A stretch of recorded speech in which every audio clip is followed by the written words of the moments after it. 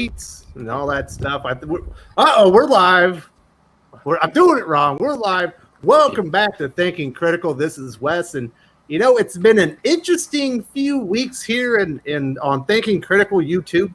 We like to cover the comic book industry and all the happenings, and there's a lot of happenings going on right now, and we've discovered there may be some breaks in the system that need to be accounted for when all the dust settles and the comic book industry rises from the ashes and we come back stronger than ever. And so today we're going to talk about some of the innovations, some of the weak points that we've noticed, through these last few weeks and things that need to be addressed before the comic industry can really heal itself. So today I have a great panel for you to talk about these things. First, we've got first time on the channel, writer for Rags, Brian Ball. How you doing, buddy? I am sober, unfortunately, but we're rectifying this right now. Oh, well, that is obviously disappointing. I've never seen you on a live stream sober, so this is also a first time for that as well. Also on the channel, Aaron Sparrow, he's the writer for Darkwing Duck, editor, freelance editor, freelance writer, also worked in Boom Studios, Tokyo Pop, Joe Comics. What's up, buddy? Hey, how's it going? Doing great. Glad to see your face finally on the channel. You've only been a voice thus far, and that is one delicious beard, sir. Oh, thank you. And, you got me on channel at 7 a.m. my time. So, wow, I apologize to everybody in advance. So it's glorious. Also, we finally got Perch out. He's been working very hard. His time has been very limited, but he decided to make some time for us this Saturday. Perch, how you doing, buddy? I'm working drunk and angry, so that's me. Perfect. It's all you need to be doing. That's right. And then finally, we've got my co-host, Doc. What's up, buddy? I'm doing good. It's not that early for me. Yay, East Coast time. Well, there you go. Yeah, you need to be in the PA. And finally, we also have Pele on the channel, the other retail aficionado. How you doing, Pele? It's morning, Saturday morning. Glad to see everybody's up, and I'm hoping everybody's taking care of themselves, not touching anything, and washing their hands when they do. Absolutely. You definitely keep clean. So the first thing I do want to address is the mean-spiritedness that I've seen out there where people are essentially celebrating that people might be losing their jobs, publishers might go out of business, comic shops might go out of business, simply because there's a difference of opinion on what makes a good comic book or whether or not someone's a good writer or whether or not they're mean on the internet.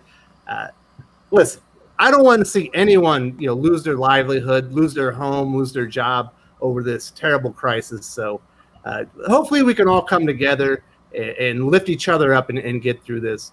Did anyone else have anything to say about that? Some of the mean-spiritedness that we're seeing? These are the same people that are celebrating the fact that Boris Johnson is infected and could possibly die. So just the death of the comic industry is like even a step below. That's a step below that. So it doesn't surprise me too much. I mean, they're like, "Oh, Boris is going to die! Yay!" You people are garbage. Okay, yeah, you're garbage. If somebody was mean to you on Twitter, you don't give them rent in your head, and that's what a lot of these people have done. Look, I think the block bots clearly are wrong, and all this crap is wrong. People who throw tantrums on Twitter are wrong. It doesn't help industry at all. But reacting by saying that everyone, from the editors, the colorists, the pencils, everyone in the industry must die, you're being a clown. Yeah, exactly. Yeah, just kind of celebrating people's ability to take care of their families and that kind of thing. That's pretty terrible thing to celebrate. Right now, I know people are looking at this like, it's the death of the industry, or the industry's on its way down. I'm looking at this is actually a very good opportunity for people to come together like a comic community should and make something happen. I'm not sure what exactly that thing is yet, but I've been kind of watching, thinking, planning, seeing like what could I do to help out when there's a good spot for me to help out. So I think a lot of people are looking at this at the wrong angle, if you will. I couldn't agree with you more, Brian. I like the cut of your jib because that's the way I'm thinking. Our time's going to be rough. Yes. Are we going to lose some shops? Likely. Might we lose some publishers? I think there's a very good chance, but I do think we are going to see maybe 4 or 5, maybe even 10 years worth of innovation, market transition that actually needed to happen because the comic book industry has lagged behind and needed to move forward. And I think this crisis is going to propel it forward because it will have no choice. And that's kind of what we're here to talk about today. There's 3 things that I've really noticed through the beginning part of this crisis that have got to be addressed by the comic book industry and some of the creators. The first one being the single point of failure that is Diamond Comics Distributions. Relying on one single company to do nationwide distribution, essentially for all comics, is we've said it's a folly. We said it was a major point of weakness. Something that if it failed, it could potentially damage the entire entire industry. I think that's basically has come true and definitely has been a folly. The next thing, the other domino that we've seen is there's no coherent digital strategy in the comic book market. And it's, they're now, the publishers are now counting on people to go to digital and start purchasing their comics to keep things going, in this bad time. Not all the publishers, but, DC, Marvel, they don't have a coherent strategy. They don't have a real functioning digital platform for people to go view their comics on. They also don't have a good price point right now. So that needs to be addressed. And the last thing I'm seeing is that creators are realizing maybe I'm too reliant on Marvel and DC.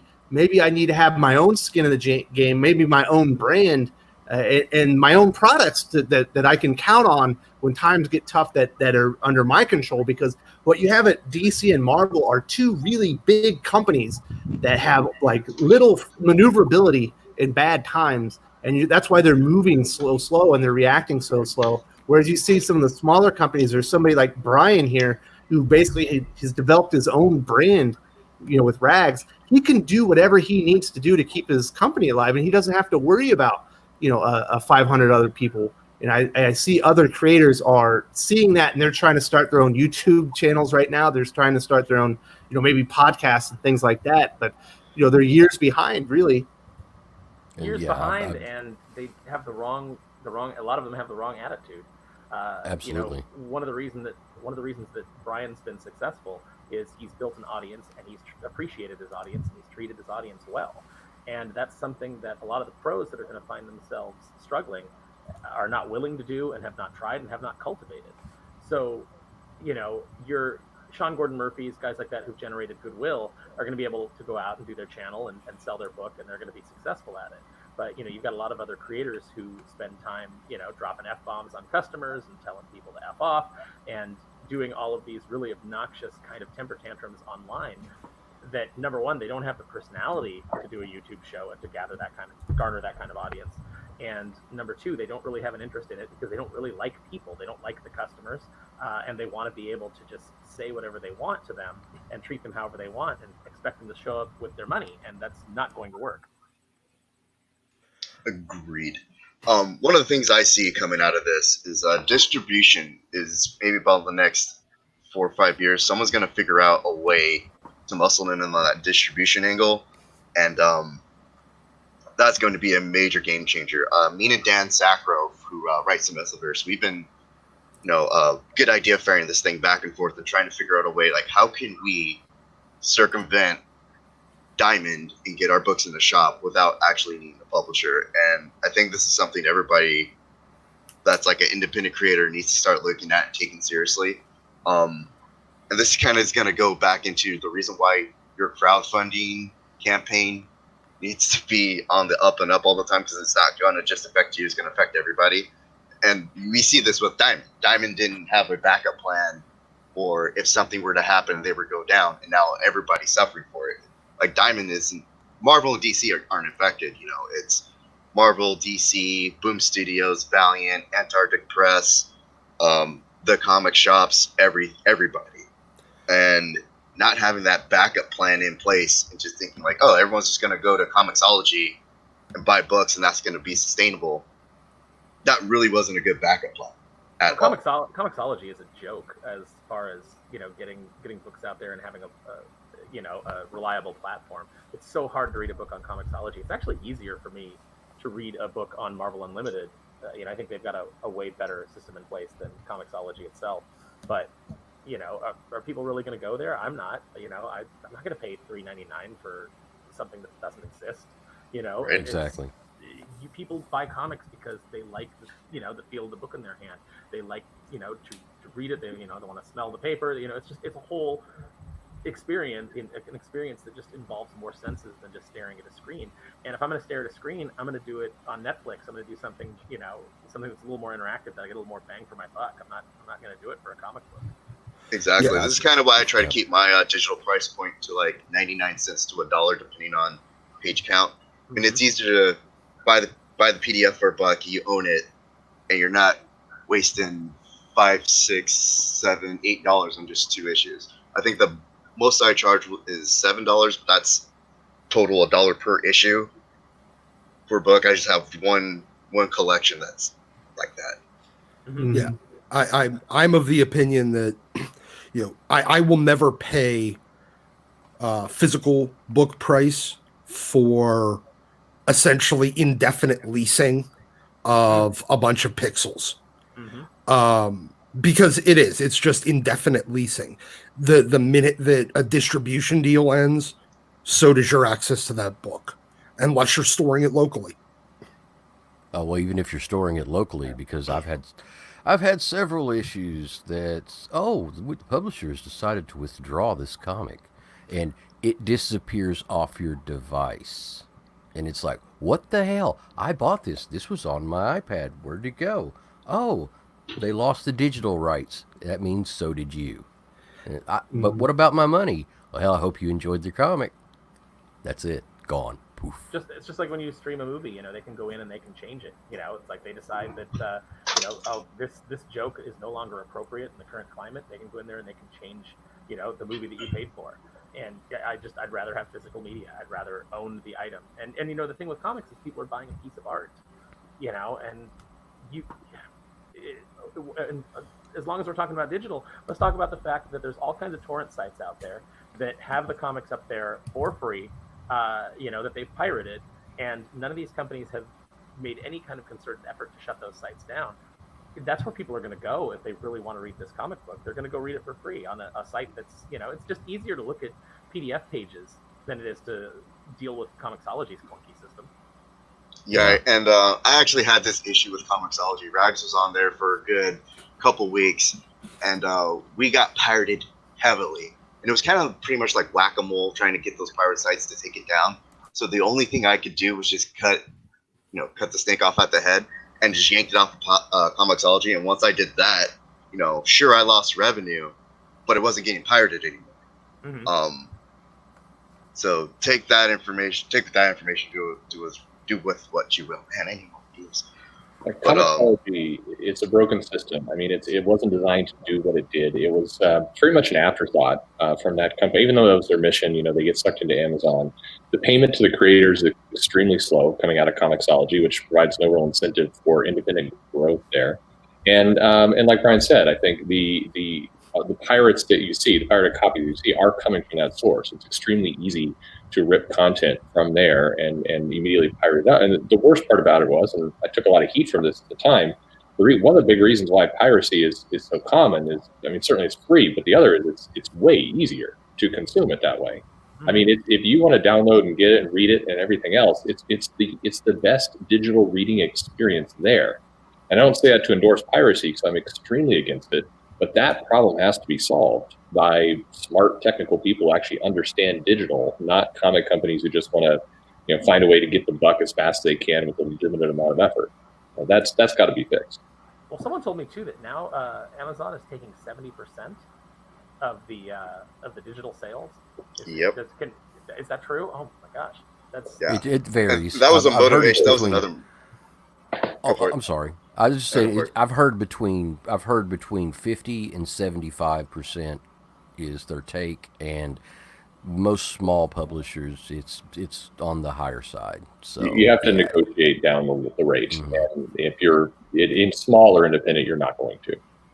Yeah, they were taking 70% from us, and it just didn't, like, between the piracy and that big of a percentage, it didn't seem viable to keep it on there. So what I ended up doing is I ended up creating my own storefront with my own digital distribution system, And so now, like, you can just get it from me. I keep 100% of the revenue, and that money just goes right back into me making the book. Yeah, much better. Yeah, you're paid right away. If you're a creator, and Booth mentioned this a few days ago, it's like maybe you're getting paid 3 months later, more like you're getting paid 6 months later. That's a non-starter for a business trying to start up. Yep. Yeah, net 180 is not going to actually do you any good as a publisher. It just doesn't work, and that's unfortunately the way the game is played right now in digital media, and it just does not keep up with the times.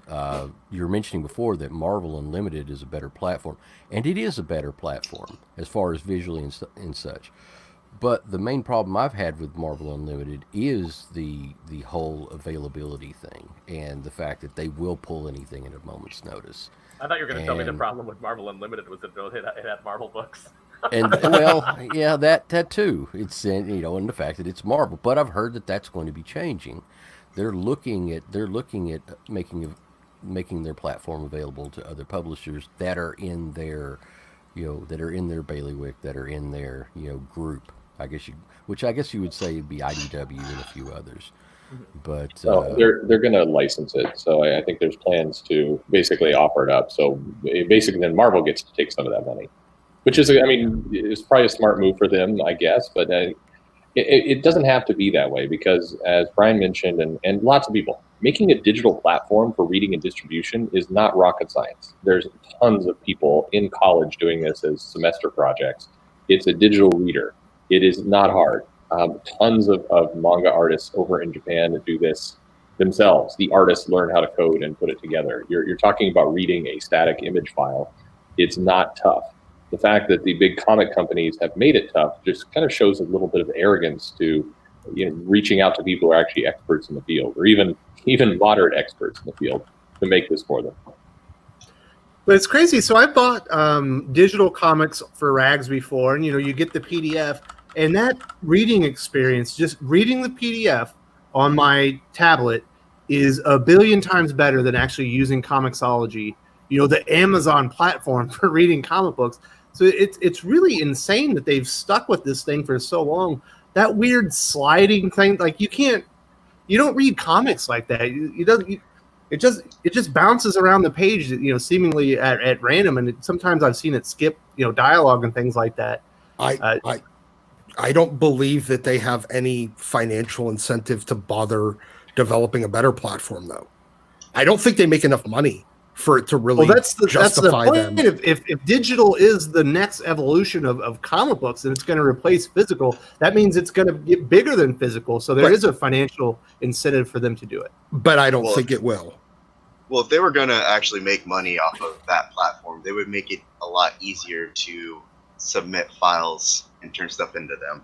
I tried turning in Rags originally to Comixology, and all they would it got rejected a few times, but the only feedback they gave us was your file's not formatted correctly. Like, okay, well, what's the format you want me to use? And they just send you this blanket list of stuff. It doesn't tell you exactly what part of your formatting is actually messed up.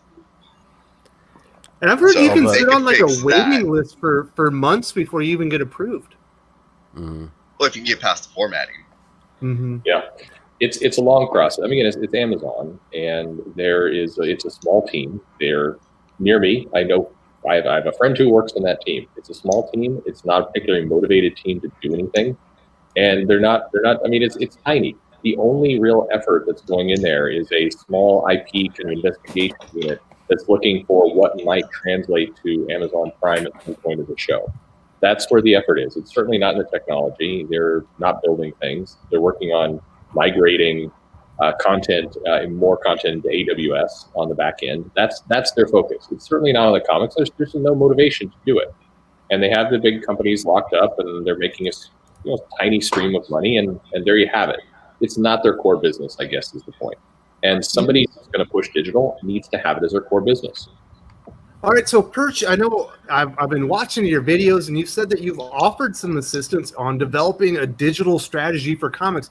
What are some of the things that absolutely need to be addressed for that to be a viable backup plan, or to maybe even one day exceed physical? Well, I mean, inevitably, I mean, it will exceed physical at some point if it's done right. We've got lots of markets that show that it will, but how close or how far away depends on kind of these steps we took. Brian hit a bunch of them already. You've got to make the ingestion quick. You've got to make it painless for the creator. You have to almost put your weight and incentive toward the small companies and the new people coming in, because they're going to be the people who understand the minutia the least. So make it very easy for them to get the content in. You've got to make the price point smaller for digital, because you should view it as marketing right now, not necessarily profit. You should view it as a way to get more eyeballs on products to ultimately serve people back to physical in the time being. That would have been the goal if we had comic stores open right now. But in general, that's how it grew in Japan. That's how it can grow here. Use it as a way to get people tastes of comics that then will push them to stores and push them to physical copies until the market grows up enough that you can start to rely on digital fully. And for readers, you just strip it down to its basics. Stop doing weird animations or other things. Stop trying to show people how to read the comic through technology. Just make it the best viewing experience possible. You have swipe, you have zoom, and those are your two functions that you need to worry about. And you do have to think about, people are going to need to read this on mobile devices and on tablet devices, because tablets are just not proliferated nearly enough in the US. So you have to be able to make it work on mobile, which is small, and for many will be a bad experience. But again, price is cheap, easy to consume, and they can just move it on their own. It will slowly grow, but you got to make it easy to get in, and you have to pay creators within 30 days, net 30, not 180. That is insane. That is insane. But you know what? You mentioned manga in Japan. There's nothing that we're offering in the West that even competes with Shonen Jump. Why is it that Marvel can't offer a package like that that's maybe their top 30 or 40 selling comic books, but when you get access to it, when it does the monthly release and you can go read them, they're at least 3 weeks out of date. Yeah.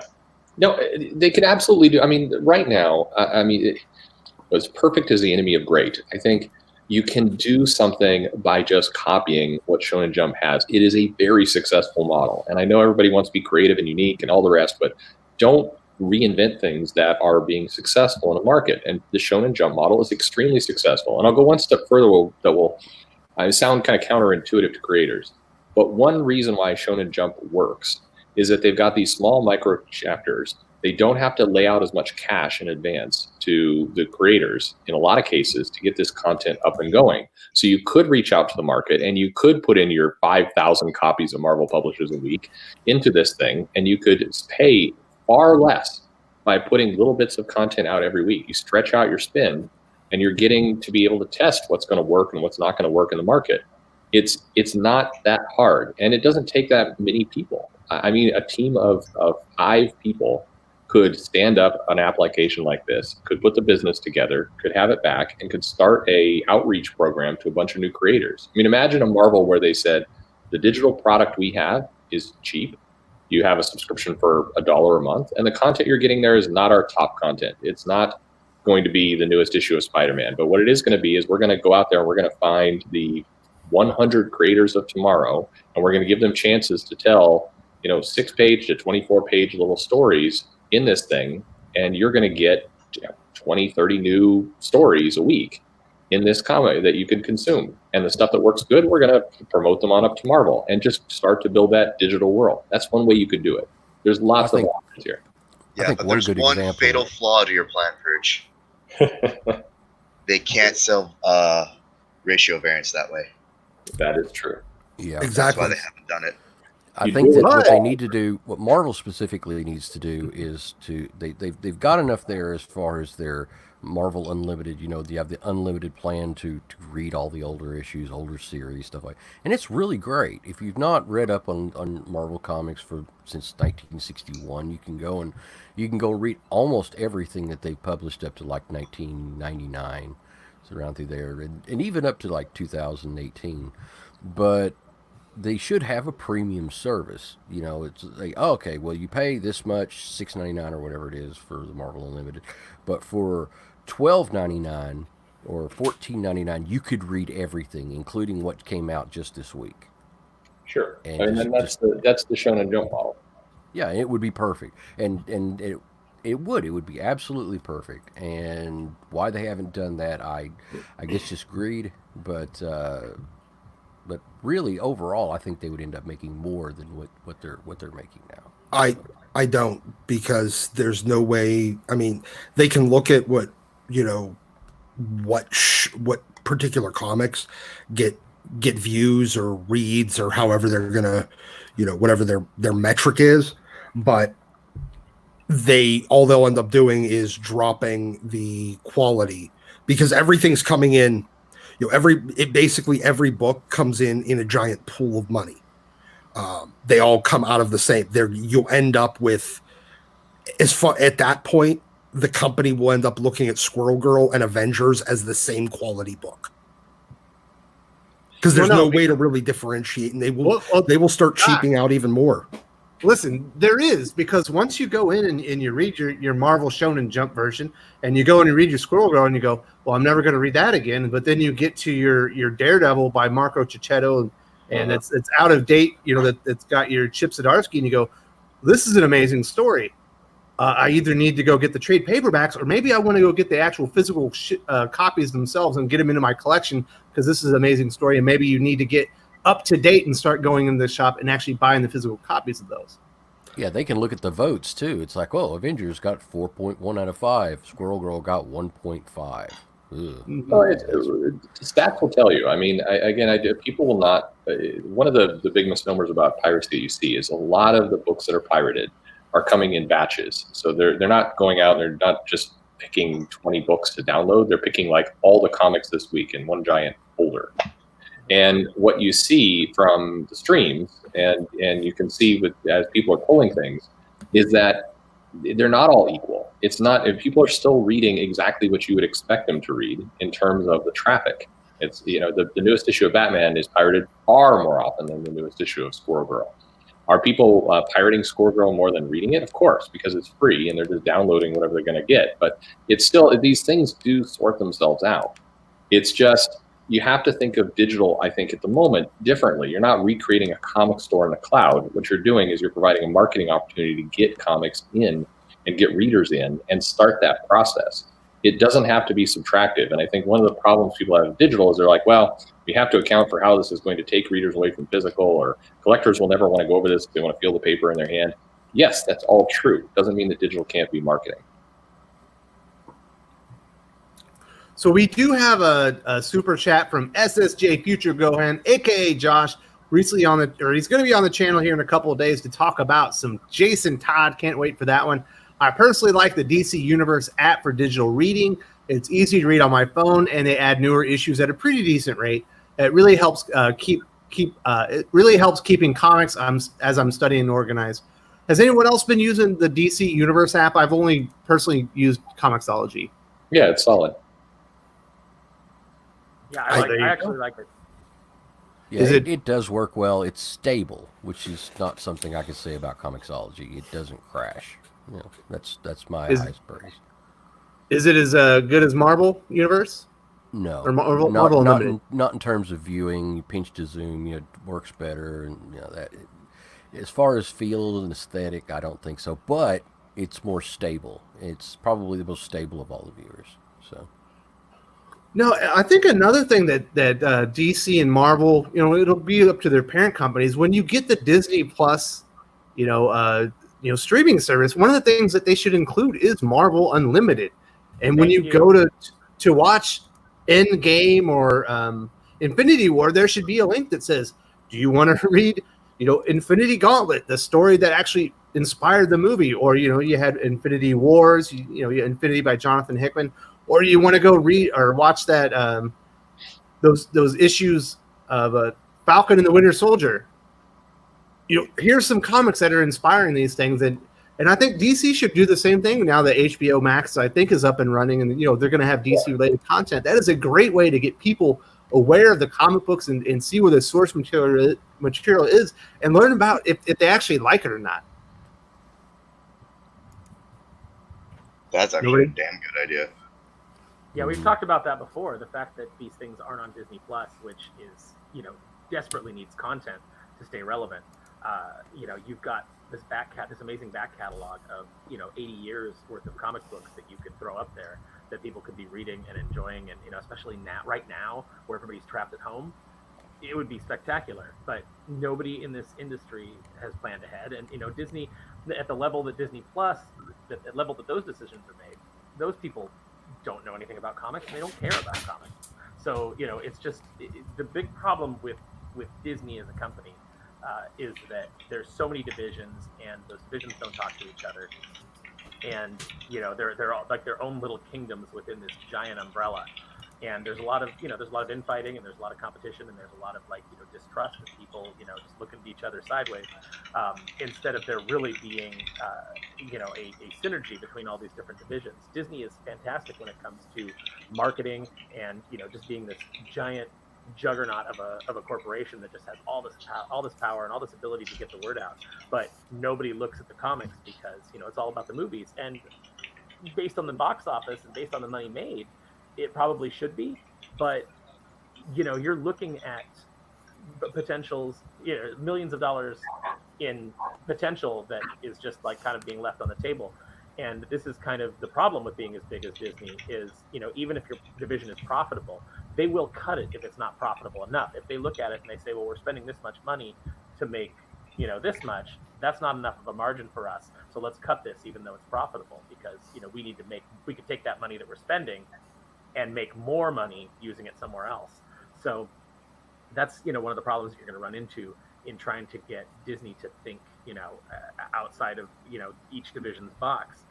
The fact that there aren't Disney comics, when we were doing Darkwing, the fact that we could not get that book into the park in floppy or trade forms was ridiculous. But what you could get in there? They were doing the Marvel books like Haunted Mansion and Big Thunder. These books that people are just kind of marginally interested in because it's a book about the ride. But we were doing you've got Uncle Scrooge, you've got DuckTales, you've got Darkwing Duck, you've got Mickey Mouse, their corporate mascot. You've got comics being produced about these characters, and those aren't in the parks. And why not? That's just another opportunity to get people into these things that they just completely overlook because those divisions don't pay any attention to each other.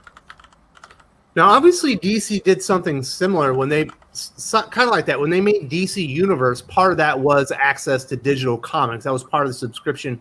And then you had your Swamp Thing, was it Teen Titans, things like that. But it definitely, hopefully, they incorporate that into HBO Max.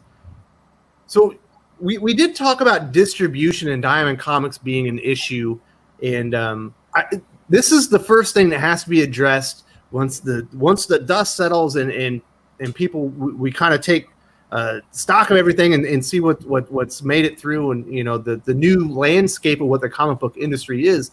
I don't think there can ever be a single point of failure again. I know, Doc, you kind of had an idea where you could have some of the really big comic book shops essentially be regional distributors. Yeah, I mean, it's not unreasonable to believe. I mean, okay, let's assume Diamond even comes out of this. Then Diamond can handle most of the East Coast. They might even be able to be around. But and right now they have, they obviously have exclusivity agreements with all of the major publishers. So you could start a new distributor tomorrow. That's great. You won't have any product to sell because everybody that has product that's going to sell in any volume is already exclusive with your competitor. So it doesn't matter. But if Diamond doesn't come out of this, or if they can find a way to, void that exclusivity agreement, you can look at some of your larger retailers to handle your regional distribution. It provides some amount of competition in the marketplace. Additionally, you end up with kind of redundancies. If you have somebody like Mile High handling West Coast distribution, someplace like Lone Star / My Comic Shop handling the Southeast and the South Coast, someplace like Graham Crackers handling most of the Midwest, someplace like Midtown handling most of the East Coast kind of metroplex. You can have options. You can have, even if one of them goes down, then another one can, or other ones can handle their region. Or you can allow some competition in how much they're gonna, what they're gonna take. It gives comic shops the option to choose their distributor. You can generally have them regional, but there's going to be a lot of overlap. Even if they have two choices in who they're buying their books from this month, it provides at least a little bit of incentive for them to compete a tiny bit by charging less, taking less of a cut themselves. Or companies like Marvel or DC can just offer, because those shops essentially they're chains. um they get to take the cut of distribution, and they get to save the cut on not having to pay the distributor. They don't have to, they get to eat what would be Diamond's cut as additional profit. So it would be kind of a boon to the bigger companies, but it would also provide smaller shops the opportunity to maybe shop around for their distributor. People in the chat are debating whether or not Diamond is necessary or whether Diamond should die. Just for those of you guys who kind of don't understand the way that Diamond works, because I've had a couple of people ask me, they said, so many shops now aren't dependent on comic books, so what difference does it make if comic books aren't coming out right now? Once stores are open again, they should still be able to survive on the other things that they carry. But one of the things that you guys have to keep in mind is a lot of the shops are small. They don't have the ability to go to each let's say you're ordering Hasbro product and you're ordering NECA product, and you're doing that in Funko Pops. They don't have the ability to go to each of those companies and set up accounts with each one and get those things direct. They're ordering them through Diamond. So Diamond being down completely, due to this crisis, is a huge problem for comic book stores, because they have no distribution channel now. Fortunately, the stores that I work with, have multiple, they do have direct accounts. So in that sense, they're still receiving product. Now, unfortunately, the stores are in California, so they can't have anybody in their stores because of the lockdown. So, they're just basically sitting on product, but, they've got the ability to do that to an extent. But depending on how long this drags on, they'll have less and less of the ability to absorb that. And there's innovations that you can do, doing curbside pickup and, making appointments with people to where they can kind of virtually shop, and then you'll ship it out to them. There are things that, they are doing to generate some cash flow, but it is a huge hit, and they can't absorb it forever. As far as Diamond needing to go away, I don't think they need to go away. I think the problem is they've been in bed with the big two, Marvel and DC, for so long. It was a system that was profitable for them, and it didn't matter that it hurt the industry. It was profitable for them, and that's all that they cared about.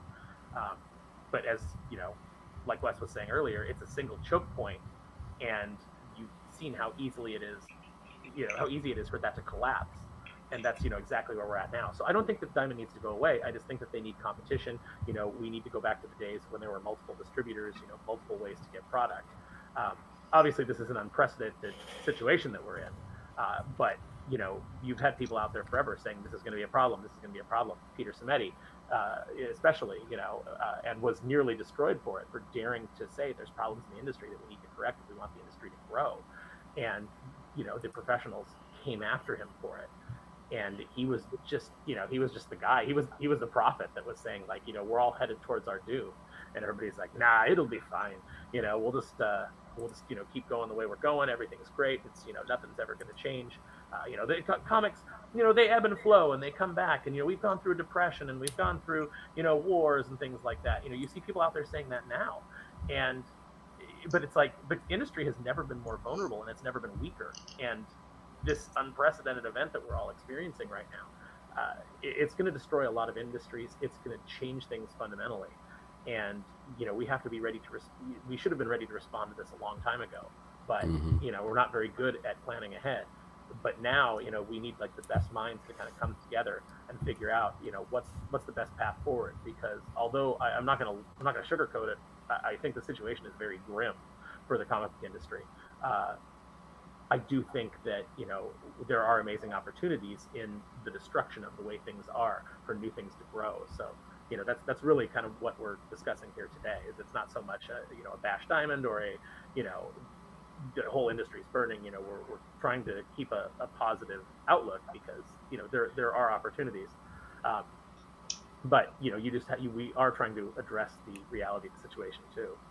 Yeah, when I was talking with these guys when I first started out on the podcast here, I shared my story, which was I saw 5 years ago that the single point of failure was diamond, and we were hosed. If anything, if diamond ever does have problems, if there's ever any downtime in that situation, that shops are going to fail. So I went to back issues and made heavy investments in buying back issues and buying old stores that went out of business. And, now I've got storage lockers and everything full of back issue comics, probably somewhere in the neighborhood of about 1 million back issue comics. If I take, from all sources that I have in storage and everything like that. And it's worked extremely well, but the problem is no new content. And, the issue there is that people are kind of lazy. Even store owners are kind of lazy. They want that single point to purchase from. They like the fact that Diamond is a product aggregator and they can get everything that they want from Diamond. But, I kept telling them, I said, you don't need to rely on Diamond. Try to see if you can get individual accounts with these like Funko or with the people who make comic supplies and things. Like, don't rely on Diamond for all these things. And some of them listened to me, some of them didn't.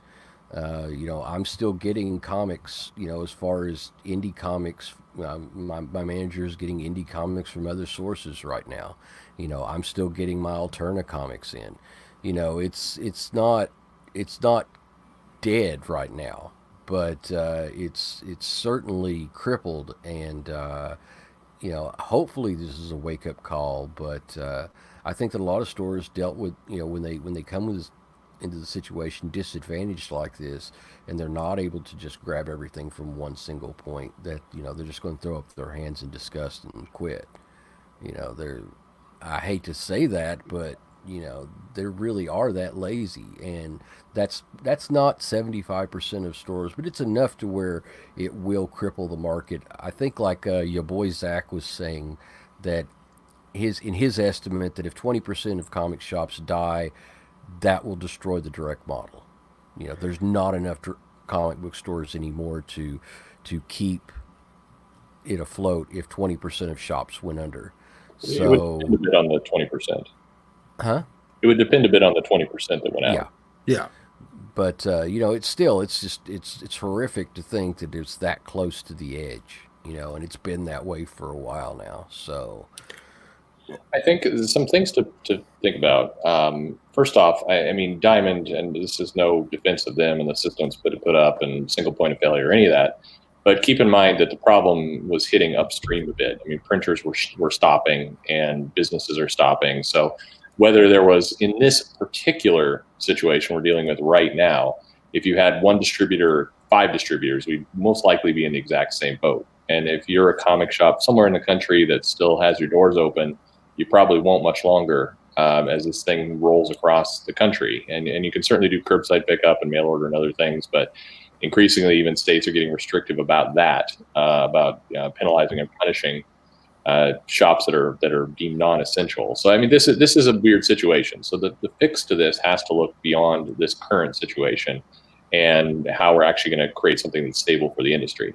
I do think Doc is onto something in terms of, some of these big companies might certainly be willing to act as kind of sub-distributors or help do that. There's an Amazon path in there as well. Now here I'm not talking about Comixology, but the core company. Unfortunately, that one I think is fraught with a lot of kind of money theft in the process, and not really excited about that. But that's something else that's been floated. I mean, in general, it's a comic shop owners do not have great systems. I wouldn't say lazy exactly, but just, when you are in retail and you're in retail that has no margin, you also have limited time. And so you should absolutely be trying to find other sources and manage and diversify your business. But I know for many people, it's like, how do I scrape the extra $50 to pay rent this month. That's a different world you're living in. And so, yeah, in that world, you're definitely looking at a single source distribution for ease of use, even though it's bad for you long term. I mean, and it is, but that's just unfortunately the way the game is worked. This particular situation, forget about comics for the moment, is going to roll out a ton of retail. Like a lot of retail will not survive this in all businesses simply because it's cutting off.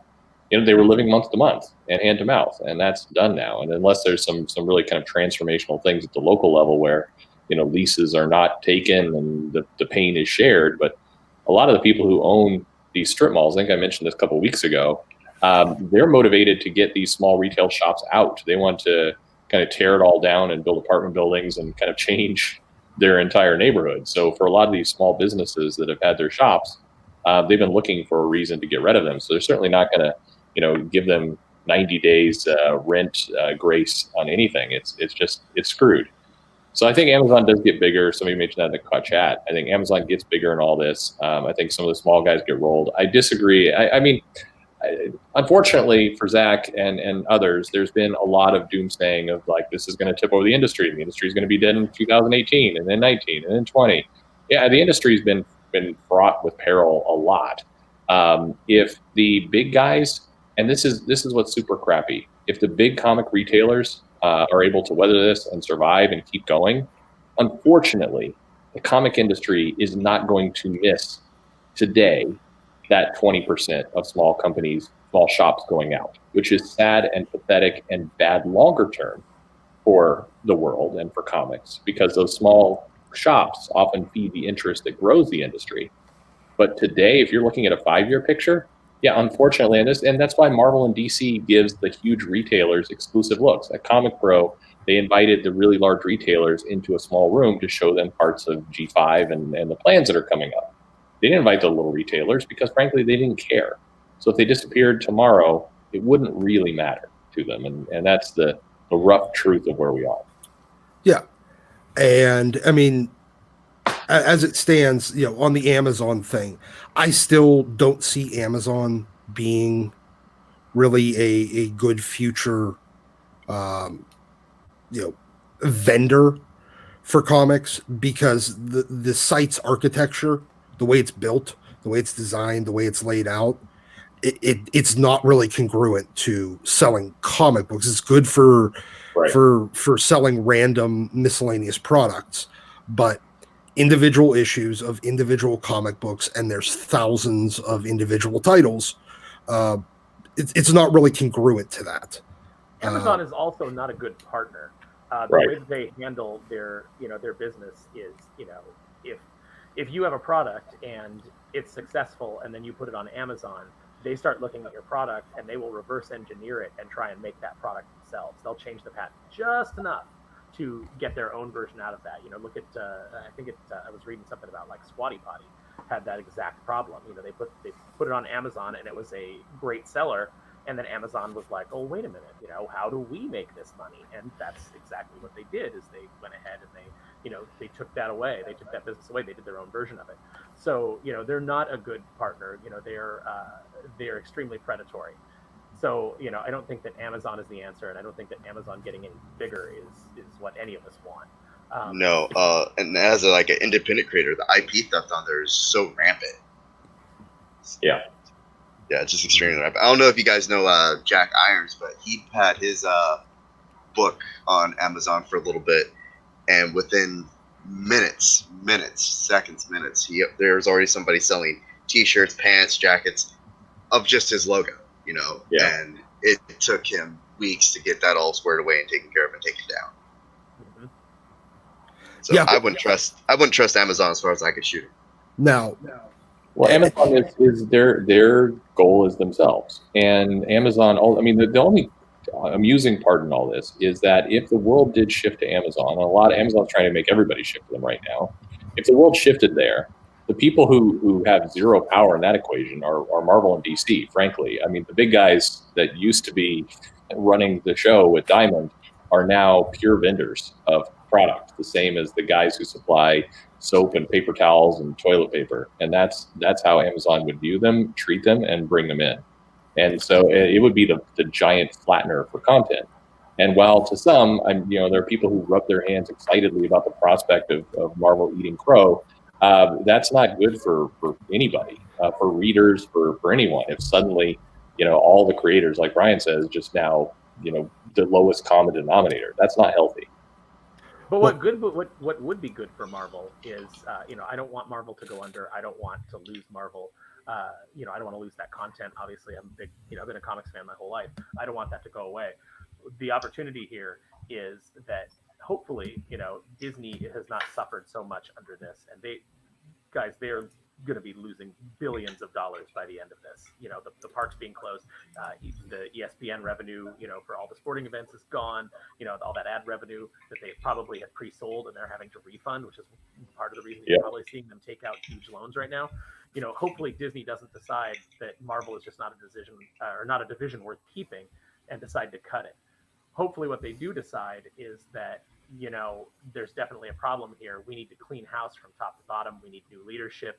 We need new ideas. And they just kind of like all of these people that are in charge that have kind of been smugly sitting there and sneering at the customer, hopefully those people get gone and you get people in place who care about the customer, who care about the product, who want to put their best foot forward and aren't pushing a political agenda. They're pushing a sales agenda first.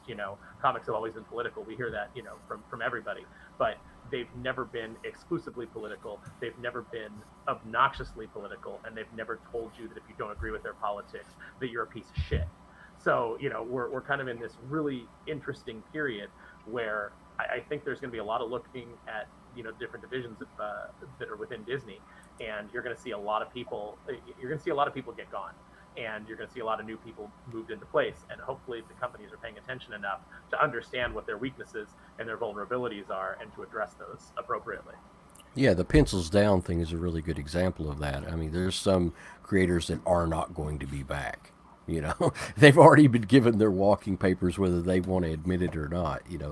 They're gone, but they need to go a lot higher up than this. Sobolski needs to have a retirement party.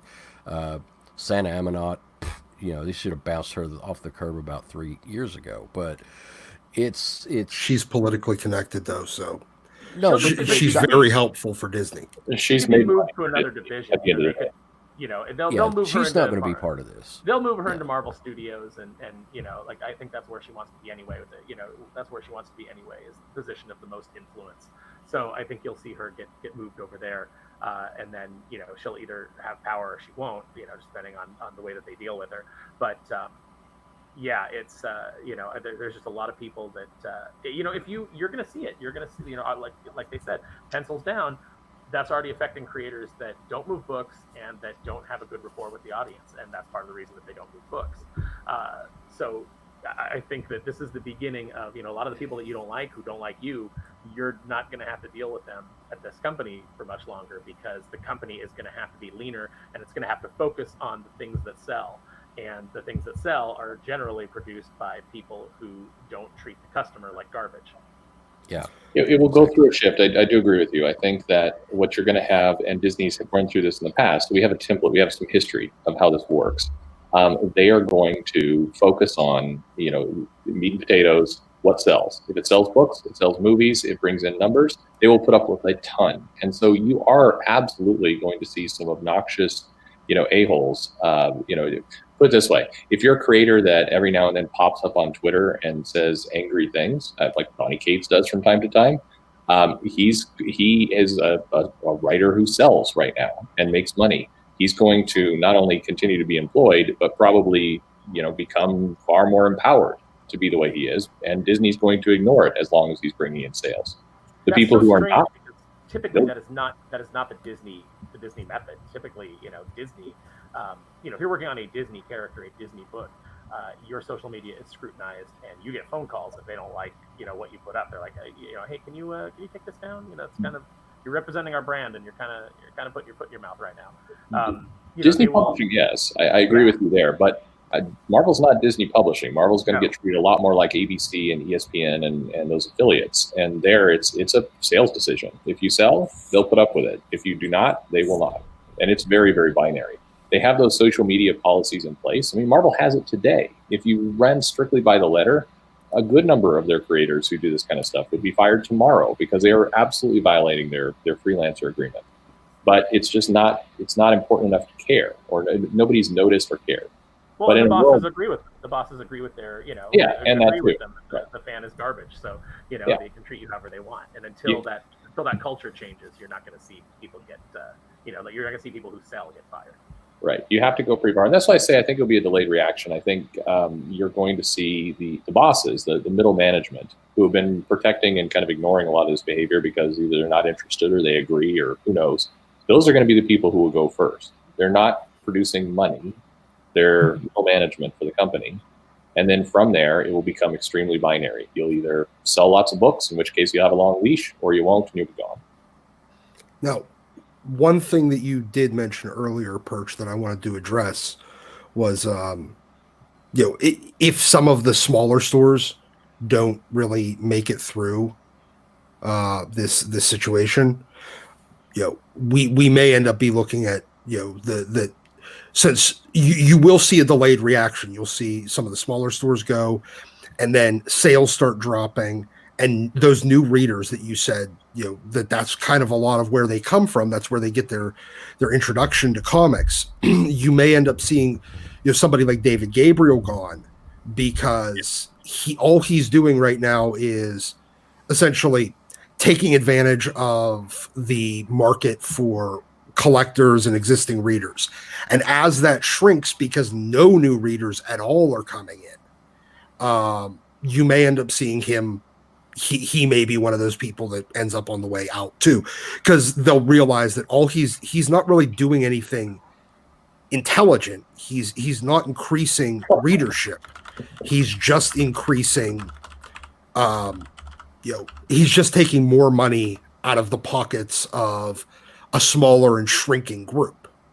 Yeah, and I should clarify a little bit. When I say middle management here, and maybe I'm saying that very dismissively, I am talking about the David Gabriels, the Joe Quesadas. It's weird for maybe people to think about that in terms of middle management, but I'm talking, people like Kevin Feige, high-level executives at Disney. That's your top-level management.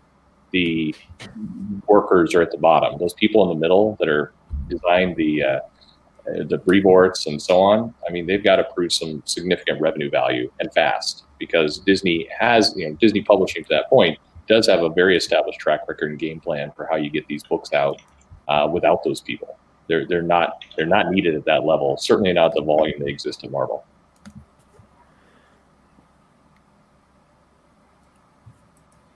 So Senator, good morning. I hope you do email that. That is an email for an employee at Antarctic Press who says that he will try and work with you and see if they can get you a better deal and get some Antarctic Press comic books to you if you've been paying attention.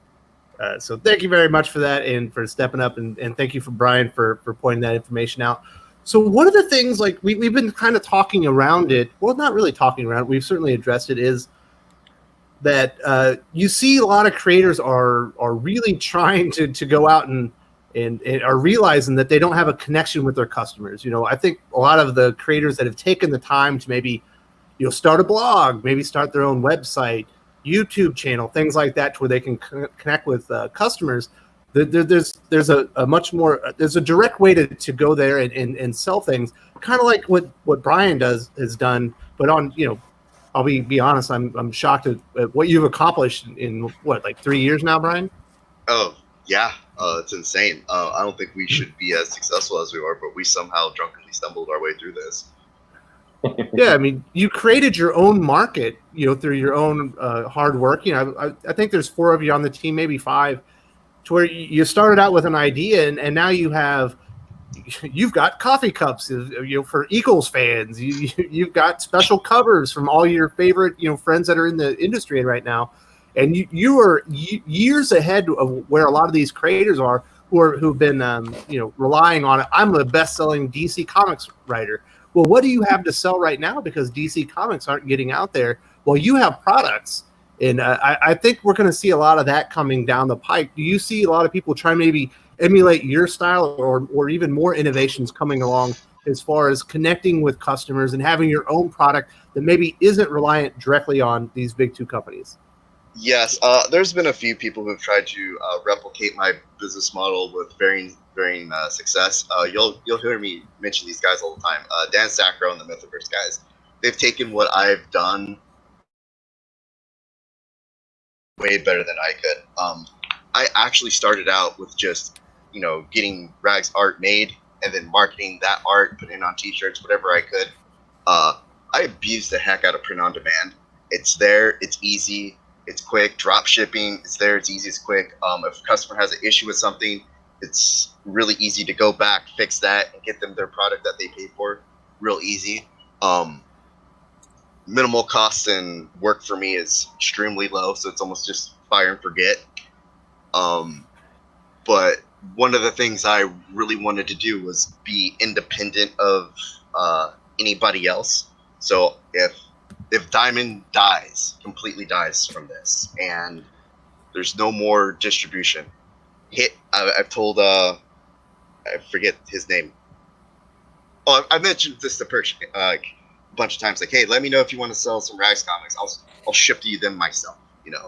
So I really think that a lot of people right now are going to look at how can I circumvent this Diamond issue, this distribution issue, and get my book in the stores without it affecting me negatively like it's going to everybody else.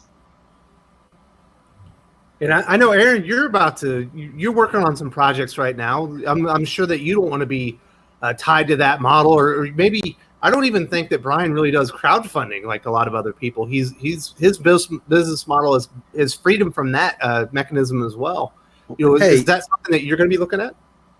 Hey, he did give us one crowdfunding, and he delivered right on time. Yeah, but it was you buy nothing. Yes. Money for nothing was the crowdfunding campaign. Chicks are free. That's a pretty entire common crowdfunding was a complete utter shit post making fun of everybody else crowdfunding books. I didn't expect it. But you're offering a similar product to what a lot of people are offering. Yeah, you're.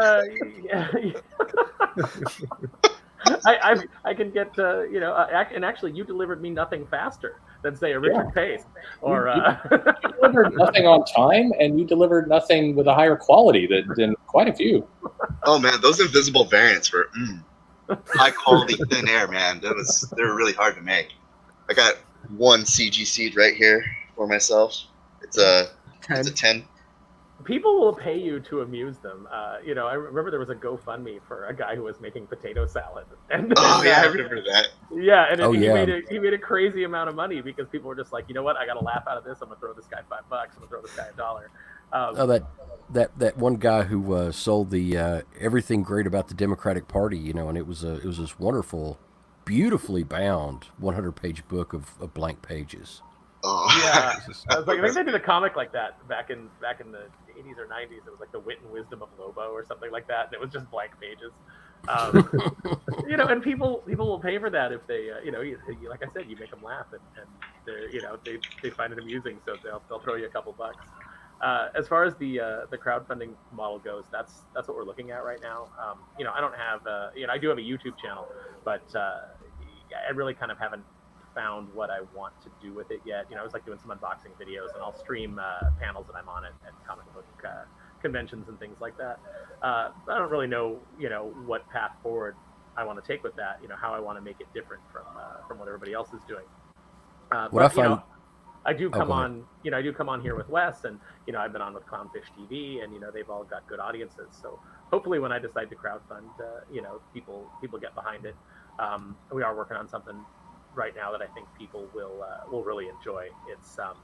It's very, if you read our Darkwing Duck work, it's very similar in a sense that it's a superhero comedy, but obviously, since we're not producing it exclusively for to be kid friendly, it is going to be a little bit darker, a little bit more satirical. So, but I think people are going to like it because it's essentially what if getting into the high concept. I'll just throw it out there for everybody. Is what if breaking into the superhero game was the same as trying to break into the comic book industry. What if you had to face the same challenges, the same bad marketing, the same gatekeepers, the same, purity tests that you have to get into the big two present day. So there's a lot of our experiences as professionals were baked into this story, but it's still going to be, a big over the top kind of like goofball, comedy, like, kind of like if I had to give it a tone, I'd say, we're going to take shots at everything in the vein of South Park. Nothing's going to be safe. Even our own sacred cows, we're gonna lampoon. But it'll probably have like an Archer / Venture Brothers feel to it, because that's just my sensibility. That sounds fun. One of the things that got me was these creators, and we kind of brushed against this earlier, but the creators that are now going, oh well, I need to get a YouTube channel. I need to get a better digital presence, and stuff. And then they go ahead and they're doing that now, like Gail Simone and a few others, and they're like, and the fans general comic fans are not reacting in the way that they expected. I think that Gail and several of them expected, well, as soon as I get this, then everybody's going to hail me as a digital hero, and I'm going to be embraced and loved by the YouTube community. And instead, what she's gotten is, who the hell are you? Where have you been lately? You've done nothing for us. Why should you expect to be accepted now? And she was like, you people are mean. This is toxic. YouTube is toxic. You're terrible. And then she shut everything down. Well, you get out what you get out, or you get back what you put out there. And, exactly. If Gail's Twitter is, very, she's very, it seems like she's just very kind of like impressed with her sense of humor, and that's like kind of her brand that she's created. So that works on Twitter with a certain amount of people. She's got a decent following. It doesn't that I think she's over 100,000 last time I saw a tweet from her. But that doesn't translate. Mm-hmm. That 100,000 people that follow you are not going to necessarily buy your book. Like Death Defying Devil is like somewhere in the low thousands. I know it's under 10. It might even be under 5. So a lot of the success that Gail has had. And I've enjoyed some of Gail's work. I thought Secret Six was great, back in the day. I'm not gonna take that away from her. But part of the success of that, the part of the reason that I checked it out wasn't because the book had her name on it. It was because, these are characters I'm interested in, and it just so happened that I enjoyed what she was doing. So you go to a book like Death Defying Devil, where people don't have a connection with it, and your 100,000 plus Twitter followers, they're there for free content, or they just followed you and then they don't pay attention to Twitter, and you've just got that follower, but they don't actually interact with you because they're not there. Well, activists are not customers. A lot of these people are just broke as they can be. All they do is sit on Twitter for 20 hours a day, and they don't have jobs. They don't have money, and now she's trying to squeeze blood out of that turnip that she's had following her around for 6 years, 7, 8 years on Twitter, and sorry, these turnips don't bleed. The problem with appealing to socialists and communists is that they don't believe in work, and they don't believe in paying for things, and they don't have money. So exactly. by catering to that audience, which comics has done to its detriment, trying to capture this phantom audience that is never going to pay for things, especially not when they can just go look at a torrent site and get it for free, because that's what they believe in. Right. So if we can go back, you have to be able to monetize that. Well, I think one of the things that Pele, I think he's looking at it a little too limited in this, and what the comics industry. Well, no, yes, fight. No, what the comics industry and a lot of other industries and creators and everything else, they need to look at if you can grow a huge following on a certain platform or certain medium, it does not translate back. You can look at CM Punk wrote a comic book. He has 1.5 million Twitter followers. He sold like 20,000 copies of a one shot, and then nothing on his, like almost nothing else on that Drax book he did. So it just followers on Twitter, and when you switch from platform to platform, it's not necessarily going to translate. I know Brian wanted to go back to the crowdfunding thing though for a moment. We will. Yeah. Just very, very rapidly. So Twitter followers do not equate to other media. No social media does. It's very easy to subscribe or follow or other things. It's very easy to buy those. Several creators, when Twitter did a sweep about, I don't know, a year ago, that's like you saw creators lose 5,000-6,000 followers in a day. They're not translatable, and that goes for everybody. Gail Simone, certainly, to her YouTube channel. It goes for Richard Meyer. Well, he doesn't have Twitter anymore, but look at Ethan. You look at the hits on his videos and his streams, and you look at his Twitter followers. They're not analogous. Nobody carries all of their audience from one place to another, and it's frankly it's usually less than 25%. Sorry, Brian. I hate you all. No, it's fine. That's actually the stuff I was going to point on. Twitter followers doesn't necessarily translate into sales, and Absolutely not. Just going to YouTube and having a YouTube channel and doing all that stuff, that's not necessarily going to translate into sales. I have like 4,000 Twitter followers, and if you were to look at my Patreon, I don't have that many people on Patreon, subscribing there. So I just take Twitter as just this thing I can, post memes at and have some fun and poke at perch. But when it comes to crowdfunding, there's just one fatal thing that people often forget, and that's actually delivering the product that they're marketing. We'll see creators take 2, 3, 5, 6, 8 years to deliver a 24-page book or a 48-page book, and it's insane. I have a fellow creator right now. I don't want to put him completely on blast, but sure, he was working on 3 books in the time that he did his crowdfunding, but I know he had his issue 1 done, and he should have released that digital and had that to the printer and shipped out immediately when his crowdfunding campaign was done. And he was just sitting back and waiting for this other thing to finish. But you got to understand, you're taking 2 to 3 years to complete one 20-page book or a 24-page book that should only take you about 3 months to complete.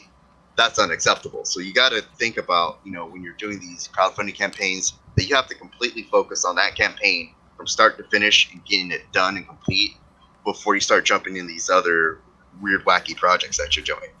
My business model, Rags is coming out whether somebody wants it or not. Like, that's kind of the stance I took.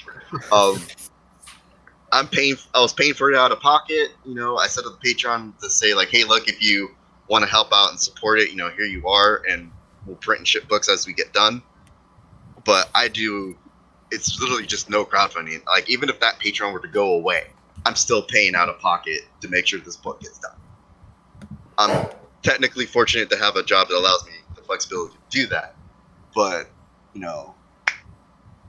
I thought it was really humorous that one of the I guess socialist far left creators out there was commenting about Rags and said, Rags should be called Low Hanging Fruit, the comic, because it's like, you put this. You're not that big. Yeah. The cleverness. And you should, they put a half-naked woman on the cover. Of course, it's going to sell. It's like, bait. oh, you mean actually providing something to the customer that they like, and they will buy, is easy? No, it's not easy. But he did it, and he did it well. And you're just salty because you have this weirdo ideology that says that, anything but a fully clothed woman is evil and should be erased from comics. It's like, come on. Right. So when you look at comics, all you want is a good story, good art, and if that art is going to have people in it, you want it to be anatomically correct, and you want it, looking good. I don't want to read the one. Squirrel Girl's like one of my favorite characters, right? She's been my favorite character since she got introduced in that little Iron Man versus Doctor Doom thing. But I could not read that latest iteration of Squirrel Girl because it just made my brain hurt. The art was just horrible. The art was terrible. We've all seen pictures of the Hulk, of a She-Hulk now, where she's all women talking and she just looks atrocious. I would never pick up that book because even though the cover might look good, I know when I'm opening up that book, I'm looking at something somebody drew from Tumblr. And nobody wants to read any of that. you know the we cover, were talking the cover about is a lie as far as like what you're going Yeah. to get in the book, because they're going to put a better artist on the cover. You know, and just to speak to that real quick, when a book comes out, and you know, a guy who gets got a lot of flack from people on Twitter and you know, and Tumblr is J. Scott Campbell. But when a book comes out and there's a J. Scott Campbell variant and it's not a ratioed variant, it's one that I can just order. I order more copies of that than I do of whatever the regular cover is, because J. Scott Campbell's cover is going to sell. And the reason it's going to sell is, and I know this is going to blow people's minds that you know, don't want attractive characters. You know, they want characters to be as ugly as possible because, you know, real beauty or some, you know, campaign. It's a visual medium.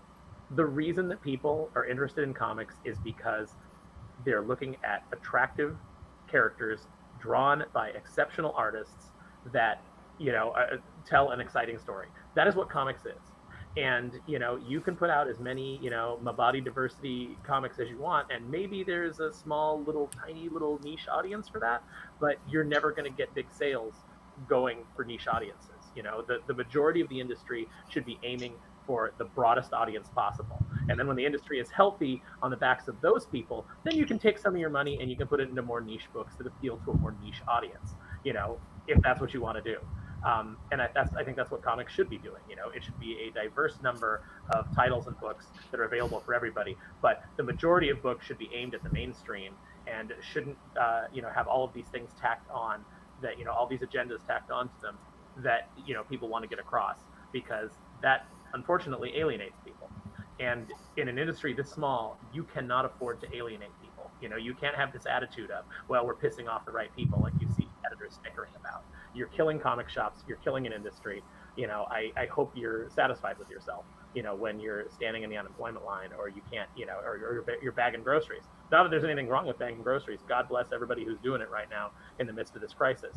But I was about to say, those bag boys are making big right now. Yeah, you know, but the attitude of these people is that they are the elite, and they look down on, you know, they've always looked down on people who, you know, I know an artist who just treats service people terribly, and, you know, now is out there, like, you know, she's out there virtue signaling about how, you know, oh, if you're, you know, mean to service people in my presence, you know, I'm gonna blah blah blah. And it's like, first of all, no, you're not that brave. You know, you're just you know, virtue signaling on Twitter. But you know, these people are to be appreciated, but they're looked down on because, you know, they're looked down on by people who fortunately, you know, are very fortunate in that they have an exciting job that's interesting, that people, you know, would like to do themselves. But you're not better than anybody because you have that job. You're fortunate, you're blessed, and you should count yourself that way. You should be humble, and you should be thankful that there are people who show up and allow you to do that. And that's what the industry has forgotten. Amen. It's perhaps not surprising. You have a creative industry in general, creative people tend to be more introverted. They tend to be a little bit less having this training. And what we see happening is that you go to cons and you see this boost of comics from a promotional standpoint. And so the writers and the artists and the people in this business who get kind of picked up and really put on shoulders to say, you're important. You know, when you go to a con, we're going to treat you like celebrities, like superstars. Many of these people have no context of how to handle that, and it goes immediately to their head. And you see incredibly arrogant behavior come out from people who have really not earned it. I mean, you see somebody who was a writer for CBR 5 years ago, and now they're a writer selling kind of mid 20,000 comics for Marvel today, and they think they are one of the top superstars in the entire world, equivalent to Ryan Reynolds and the director of Deadpool and all the rest. And it just doesn't. I mean, that's common in this industry. And unfortunately, it's a rough ride up and down because people do not last there for very long. And you see some of these, and this will explain a lot. You go to Twitter, you see people who are maybe not drawing or writing comics regularly today, and they are lunatics of just the angriest, bitter, crazy comments coming out, very aggressive. And they've done the arc of being a celebrity and in the spotlight, and now they're replaced by the younger, newer model that has come along, and they're just sitting there bitter. And you see this over and over and over. And the problem is just have some basic humility. You're doing a business. You're a creator because in theory you love it. You are not you didn't become a creator because you wanted to have people clap for you at Comic-Con, I hope. And I did. Yeah. I'm gonna own that one. All right, Brian.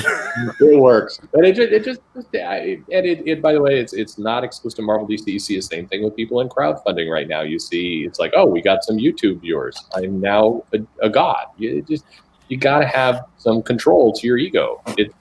Or you will lose it. It does not last.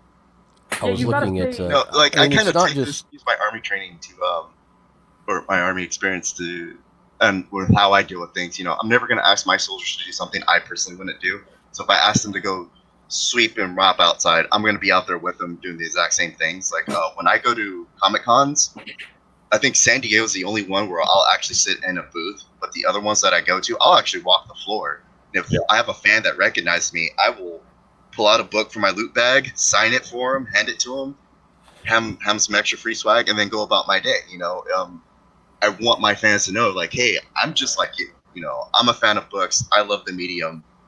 We're all in this together to try to keep our hobby, because this is what it is. It's a hobby for most of us. Well, it should be a hobby for all of us, but we're just trying to make sure that this hobby is taken care of, and we're good stewards of that. So we do have a $2 super chat. I have a shrine to Brian Ball from Ginger Dominion. Do we all have shrines to Brian now at this point? I would think so. Yeah. No, I do. Not yet. I'm still working on it. I've got some incense burning right now for. There's a Brian, and he's got like the Buddha and everything. Is there whiskey? That's my favorite. That's my favorite tribute. Yeah, any shrine of Brian right now, Brian. Giant pile of cocaine. Yeah, Minor that's my league. boy. Like minor league, you got your little statue of Joe Woo, you got a little whiskey there.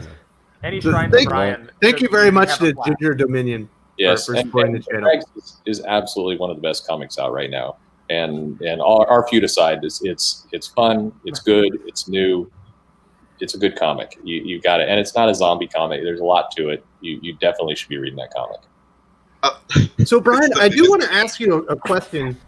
I remember seeing you when you first started, and you hadn't even got the Antarctic Press deal, and you were always on Twitter hustling. Like, you use Twitter for marketing. Now it's more interacting and having fun, but it felt like you were always hustling, and you were always trying to come out with the newest, coolest covers. Like, hey, we got a new cover, print on demand, same price as the old one. This one's going to be limited edition. And now there's a lot of rags comics that now that it's gotten bigger and more popular, like there are a lot of limited covers that are worth a lot of money, and like you could go out there and try to exploit that and reprint them and stuff like that, but it really feels like you try to stay true to your customer base. What is it about your customers that you're always trying to go the extra yard, do that extra thing to keep them coming back? Well, it's because without them, I'm nothing. Without my customer base, without my Patreon base, without my fan base, I'm just some guy that drunkenly wrote a Zombie Titty book with a friend that has the face of a supermodel on it, and that's it. At the end of the day, that is it, So without that customer base and without doing everything I can to make sure that they're happy and they're taken care of, I actually have nothing, So that's just kind of my methodology as I go do these things. It's like, okay, I know people ask for socks, so I'll do everything in my power to make sure that I got Rags brand socks for that one guy that wanted the socks. He may or may not buy those socks, but they know that if they come and ask Brian Ball for let's say, I want a Rags cover by Jason Scott Campbell, I'm going to hunt down Jason Scott Campbell until I get my cover, just so my fans have what they want and or need. Well, we don't want you to go bankrupt, though. That's why Campbell has that. I will go bankrupt to make this. Tell you what, you need to until you have some Rags panties that I can buy my wife. I'm not going to be happy. I got bikinis. So. Nope. No, panties. It's got to be panties like the one she has in the comic. I got it. Nope. Give me like 15 minutes. I can make that happen. It just says Rags across the butt. I gotta have that. Oh, okay. Yeah, I can just drop my logo on there. Yeah, I completely. They'll be on the streets. All right. Yeah, I could do that. Yeah, that's no problem. Photoshop we go. No, I agree with Brian though. It's walking around a comic convention and meeting people is fantastic. Like I don't know, maybe this isn't actually, I know that this isn't the case for a lot of comic creators because a lot of comic creators tend to be like introverts, and they've got some social awkwardness. I actually genuinely enjoy talking to people. I enjoy meeting people, and people are kind of like surprised. They'll come up, and I'll start asking them about their life, and I see it, like they're kind of like taken aback, like, why would you be interested in what I do? And it's like, no, we're just people having a conversation, just because I'm sitting behind a table and I've got a book on it that I wrote. That doesn't make me any better than you. It's always weird to me when someone comes up and they're just like so excited to meet me because they enjoyed the book, or they follow me on Twitter, and they like my, I don't want to say persona, because I very much am who I am on Twitter. They come up and they're very excited, and you kind of just like bring them back down to earth, like, hey, no, it's okay. I'm just a person like you. I just happen to do something that's kind of cool. And it's because of you that I get to do that. I do what Brian does when I'm at Disneyland. I have a couple of Darkwing books in my bag, and I get recognized, and I'll sign a book for him and give him one of the comics, like right there on the spot. Or at the end of the day, if I haven't run into enough people to give away all the books, I'll do like a what's called like a Disney drop, where you just take a picture and you put it on social media, and you're like, I've hidden this book here, for the first person that finds it. And sure enough, somebody that follows you just happens to be at the park that day, and runs over and gets it. And it's just a nice little way to give back to the people who allow you to do what you love. And that's what people have forgotten. That's what a lot of pros have forgotten when they have the attitude of, well, the comic reader is not my customer, the editor is my customer. Yeah, well, guess what? If the comic reader thinks you're an asshole and they don't buy your comic, it doesn't sell, and then the editor can't hire you anymore. So, and everybody who works on the book with you has now lost a job. So good job. Good job being an asshole. You just cost everybody some work because you think that you're better than everybody else. Yeah, I get Gary Duggan people like that all the time, and even Donnie Cates and some of those guys. Those, they block bot half of my customers at the shop. They don't know how to interact with people in general. They're antisocial, and I'm like, why are you doing this? I've got a dozen customers that you have blocked them on social media, and for their sin is just because they happen to follow somebody that you don't like. And well, they're not my customers. You have to take care of that. They aren't my customers. You idiots. They forgot the law of the word of mouth. Yeah. For every one person you lose, you actually lose 10. Yep. Yeah. It spreads like a virus, you could say. Every time a creator runs their mouth on Twitter and has some kind of rant, I get cancellations, in my inbox for the shops. Donnie Cates this week, I lost Thor readers, and that's, I have to take that book off of their pull right away. But I'm still 2 months into ordering those numbers because of the way Diamond works. So it's exactly. like those are books that I have to eat next month and the following month until I can adjust orders appropriately.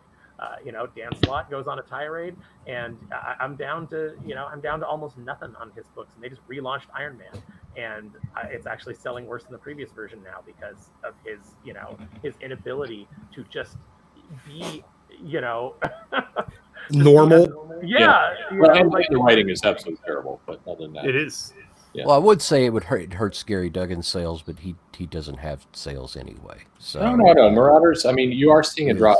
What's interesting is that because I remember talking about this a year ago, and the comments of creators on Twitter were not seeing as immediate a reaction. In fact, I was absolutely in the other camp of we're making too big a deal of this because creators are saying things obnoxious, and everybody's like, oh, you're going to drive away readers. We weren't really seeing that in the shops. You could not do a 1-to-1 correlation. Maybe at your level, Pele, but you weren't seeing broad correlation in numbers. Now you are, and in the last 3 to 4 months, there has been a change where it's caught up. It's like there was a delayed reaction, or the word got out, or who knows what went on. But you are now seeing a direct, causation of creators who go on rants on Twitter or do block people, and you do see drops in sales. I mean, there's number factual proof that you could see even through Comic-Con and other sites. You can chart problems. You saw it with Al Ewing. You've seen it with others. Well, I think part of that is because, in general, they've been losing, overall readers, and you're getting down to just the people that it does affect. And additionally, I think there's also the amount of times we can get told to F off before we finally do.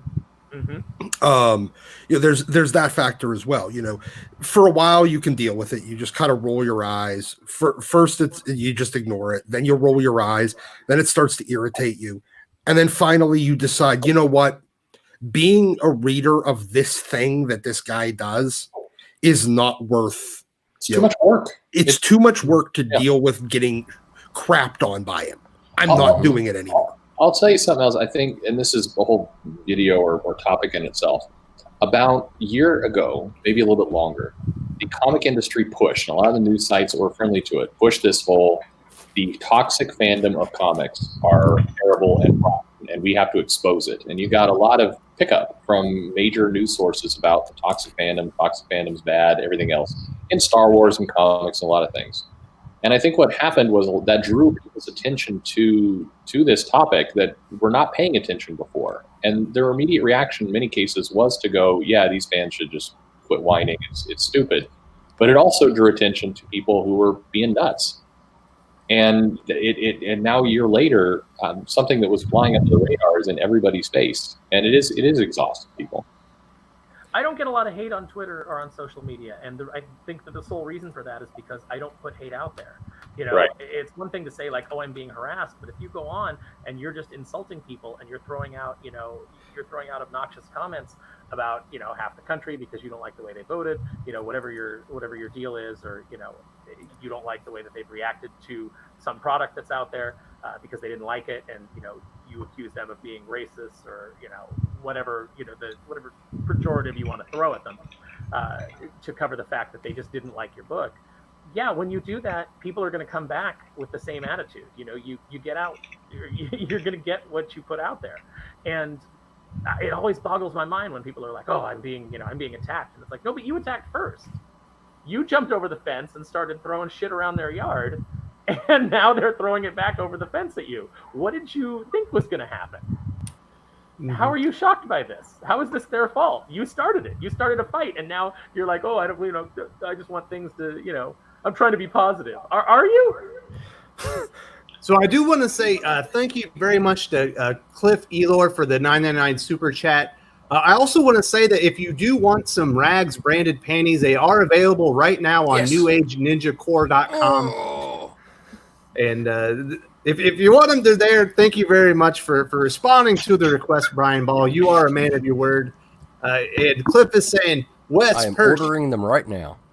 Wes Perch. By far, two of my favorite channels. I learn a lot without all the BS and drama. That's what we aim to bring you. Also, Perch, I'm waiting on a milestone video. I think you would make a dope one. You all be safe out there. Perch, what kind of milestone video should we be looking for from you? No, milestone comic. I think definitely need to do that. But there's one video that I must do before any other videos, and that's Brian's. So yeah, you said that last year. Yeah, that's true. There's nothing being recorded right now. I'm so far ahead. I mean, I'm now into June. There's nothing being recorded right now. The next thing that's going to get recorded by me is going to be Rags. Mm-hmm. I'll probably see that video about the time I get my Red Rooster in the mail. This is me not touching that one. So thank you so much, Cliff. We really appreciate the support. Perch and I put a lot of work into our channels. We try to bring you the best content. There is a little bit of drama, obviously we do cover some of that, but we try to bring it to you, as a matter of factly as possible and let you decide on that. And hopefully, I think for the most part, we achieve that. Perch is obviously the better channel. If you're not subscribed to Perch, go out there. Even though he's treated Brian Ball and Rags not fairly. Come for the trash audio and stick for the rambling. Yeah, and my job on here is whenever Wes needs a drama video, he just calls me. Yes. There is drama. I mean, this industry has drama. I think there's a difference between looking at something and saying I'm disappointed by this, I don't like it, or this could be done a different way, or this could be done a better way, and then being cool about it. You don't need to go at, like, I can say I don't like what Tom King did with Batman. I don't need to say I wish Tom King would be locked in a prison forever and die. I mean, you can separate those two things, and I wish more channels would. Yep. So, Perch, I know that I saw this on the social medias, on the twits today, or maybe it was last night, but I'm noticing this too. There is a lot of freak out going on right now with creators. There seems to be more blocking going on, and they're clapping back at readers. Like, you can't say nothing to nobody in their mentions, or you're going to get it. You've talked to some creators. Is it, how stressful are they right now? No, because they're extremely stressed. I think that, when this thing started, and it's related to the current situation, you had a lot of comic creators like, well, we've always been introverts, so shelter at home doesn't mean anything to us, And then you get the, oh, by the way, the printers can't open, so we need you to pause your work. And I know several creators made the comment of like, okay, so when is that going to stop? And the answer is, don't know. Maybe a month, maybe 5 months. Who knows? Maybe never. You might not be picking that pencil back up. Yeah, I mean, things are going to slow down. And then the comments started to creep out in certain cases of like, yeah, we need to plan and work on big things, but at the same time, we don't know when things are going to start up. So we'll call you. Don't worry, we'll call you. And for several of these people, this was their life, and their ego had been built up on, I'm a big time comic creator who's working for one of the big companies, and that's on hold now. So now you have to go back out into the world and live your life. And suddenly that isolation, that introvert personality is not looking so good. And so there's this natural kind of get back on Twitter and just lash out. And I think it's people are discovering what it means when you do not have a giant publisher behind you, and you actually have to hustle like Aaron or Brian do. And it's like, well, wait, I'm not built for that. And so you're getting that kind of whiplash effect. And I think you're going to see some tantrums, and you're going to see some anger.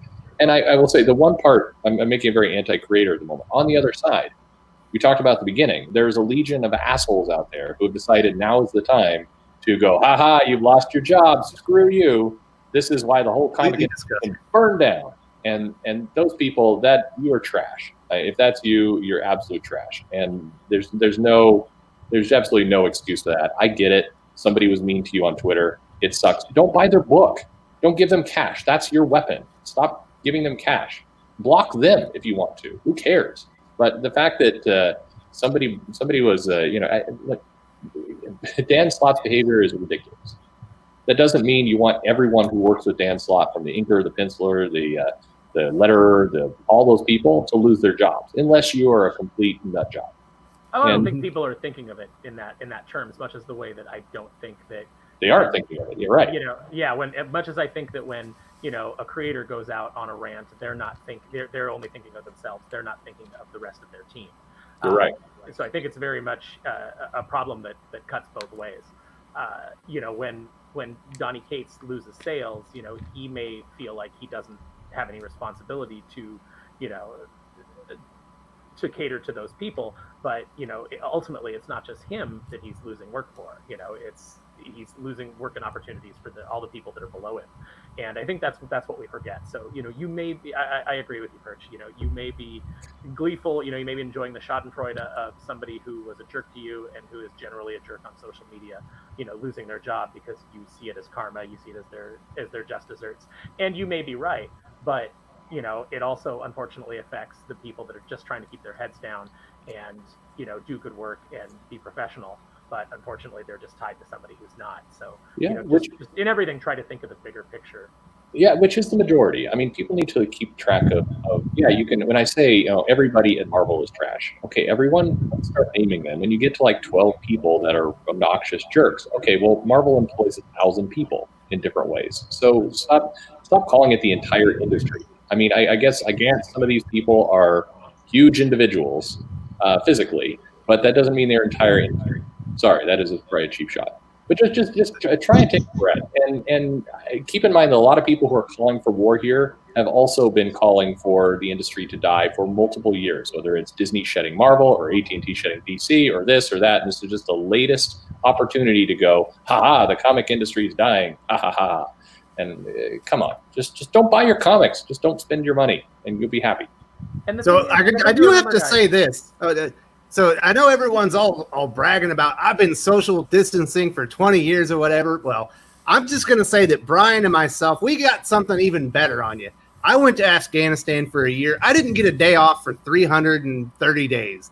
I had to do some of the most disgusting things you could ever imagine in your lifetime. So sitting here in this house for a few months with just my family and going out and getting food isn't so bad. I'm actually in a pretty good mood. I haven't been this productive since I was in Afghanistan. Yep. Brian, are you handling it well? I know you did some crazy stuff in Iraq, right? Oh, yeah, I did some really gnarly stuff in Iraq. Yeah, this is absolutely nothing. And I'm actually essential at my civilian job too. So my normal 17-hour workday is still going on. So Yeah, I mouthed off to my NCO, and I had latrine duty. I had to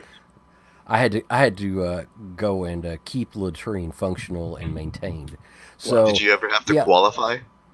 Yeah. So I mouthed off to my NCO, and that's what I got. And I had latrine duty so I could lead from the front and show my guys how to do it. It was awesome. There you go. So sitting at home with my wife and our cats, and and this is nice. So don't look at the half empty glass.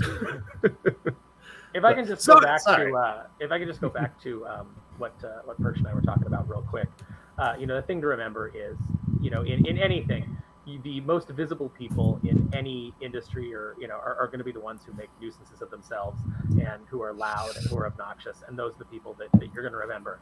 But if I can encourage you guys to do anything, if some of you guys are comic skate or whatever it is that however it is that you define your fandom, when you get painted with the brush of somebody else, that's not fair.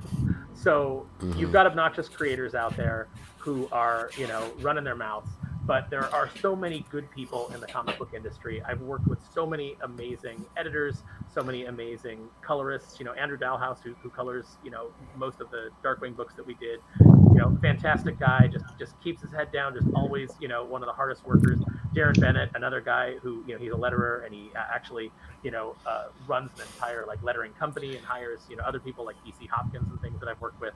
All really wonderful people. My assistant editor, Janice, a really good person.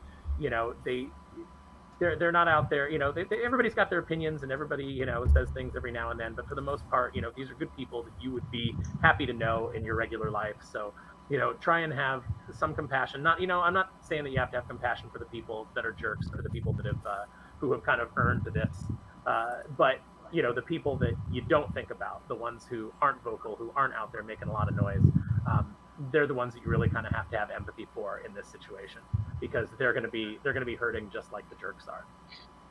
Right. You don't have to like everybody, but you should be able to respect people on some sort of level.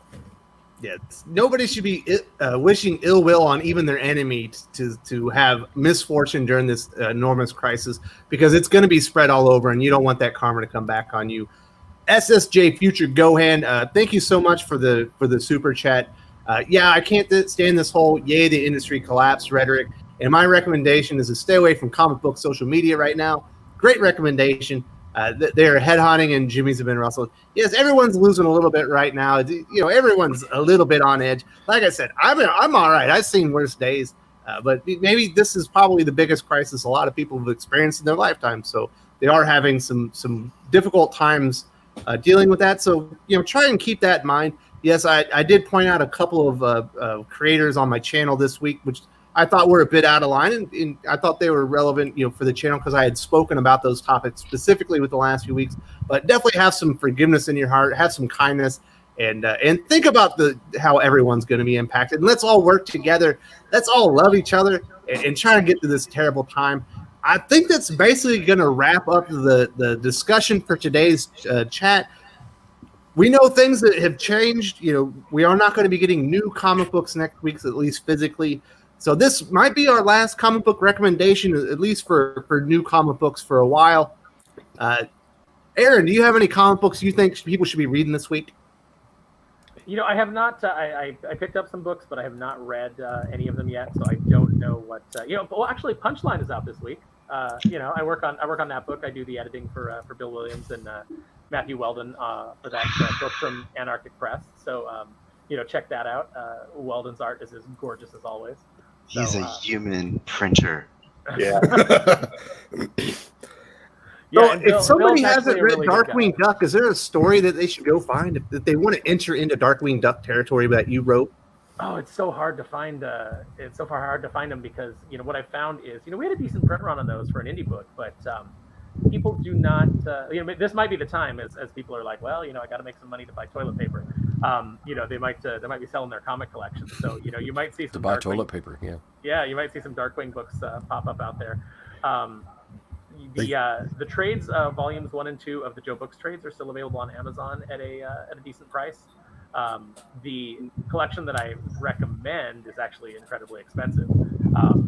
We did a collection at Joe Books of the Boom material that I worked on, and James Solani and I actually got to restore my scripts and kind of our intention for the book. For those of you who don't know, we basically ghost wrote the book, and Boom did not give us credit for it and credited another writer who then did a lot of overwrote a lot of our suggested dialogue. So we got to restore it and do a really nice job of that. But that book is incredibly expensive right now. So if you're really super interested in it, hit me up and maybe I can send you a digital copy. Especially if you want to review the book, we always love that. So, but otherwise, go to Amazon and check out look up Tales of the Duck Knight and Orange is the New Purple. Those are the 2 trades that are readily available from our Joe Books run. Thank you very much, Aaron. Really appreciate it. Doc, what do you recommend this week? You know what? We already reviewed a number of the X books, and none of them I can Nobody give knows my. that because I haven't released any of that information. Well, God damn it! Well, you're going to. You guys did Monday. review Hellions, though. I heard that. Yeah, we did. We did Hellions. We did Aliens. That's correct. I mean, don't read that one. Yeah. So you'll have to hear our video to see whether or not we recommend those. I have a bunch of other books that I haven't read yet this week. Punisher Soviet, obviously again Punchline. Killlock. Go read Killlock. Okay, Killlock. Yeah. That's amazing. That's the best comic out there. But no, most of my recommendations for this week are going to be go buy back issues. Look, if your local shop right now isn't going to have new books for a while, Yep. hit them up in email. Give them a call. Ask them, hey, can I email you my back issue want list, and see if they got some of it in stock, and if they're willing to mail it to you or do curbside pickup or something. Anything to give them some support at the moment. So, And also TKO Studios has a thing right now. If you go on and you order any of their trades or their box set collections of their stories, 50% of the revenue will go to the comic shop of your naming. Yeah. And sorry, This is a great time to fill out your, the back issues that you might be missing. The shops could really use your help. They'll be happy to work with you. I'm sure.